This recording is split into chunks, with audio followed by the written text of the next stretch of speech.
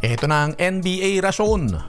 Maraming nagalit at bumatiko sa Dallas Mavericks dahil nga itinrade nito ang kanilang haligi at superstar na si Luka Doncic para kay Anthony Davis ng Los Angeles Lakers. At masama pa ay tinamaan agad ng injury itong si Davis. Kaya lalong dumami ang mga kritiko. Pero kahit na gayon pa man ay maganda ang pinapakita ng Dallas Mavericks ngayon na pinangungunahan na ni Kyrie Irving. Naipanalo ng Mavs ang 5 sa huling 6 na laro nito kasama ang mga impresibong panalo laban sa Boston Celtics, Houston Rockets at Golden State Warriors at in-extend pa nito ang kanilang panalo sa 3-game winning streak sa panalo kahapon laban sa New Orleans Pelicans. Laban sa Pelicans, kumamanda itong si Kyrie ng 35 points, 11 out of 22 shooting kasama ang 5 made 3-pointers. Ito ang ikatlong sunod na laro niya kung saan gumagawa siya ng 30 plus points.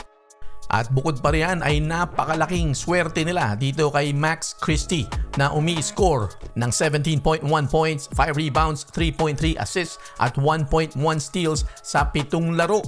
Kasama pa ang mainit na 47.2% mula sa 3-point area. Kwento pa ni Kyrie Irving na kadalasan daw ay nauuna siya sa lahat 4.5 hours bago magsimula ang laro. Pero inuunahan siya nitong si Max Christie kaya napapangiti na lamang daw siya at pinag-uusapan nga nila kung gaano kasipag talaga at kapursigido itong si Max Christie.